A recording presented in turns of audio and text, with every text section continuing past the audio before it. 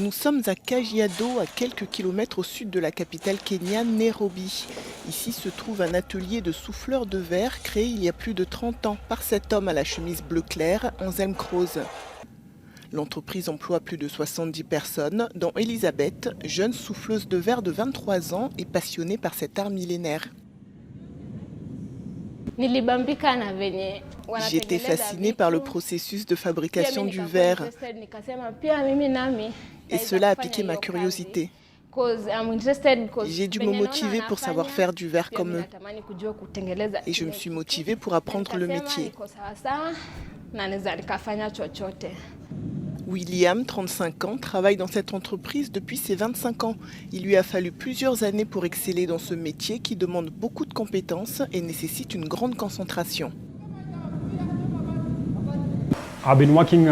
Je travaille comme souffleur de verre depuis 10 ans. Et en gros, pour qu'une personne connaisse ce genre de métier et se mette au travail avec du verre pour faire quelque chose, eh bien ça prend environ 5 ans. C'est incroyablement difficile à faire, c'est très magique à regarder, c'est aussi très magique à faire. C'est méditatif, il faut être incroyablement concentré. Et c'est très exigeant, il faut donc des années et des années pour apprendre à le faire correctement et vous ne savez jamais complètement comment être un expert. L'atelier, qui est l'un des plus anciens sur le continent africain, accueille aussi de nombreux touristes pour leur expliquer cet art ancien du travail du verre.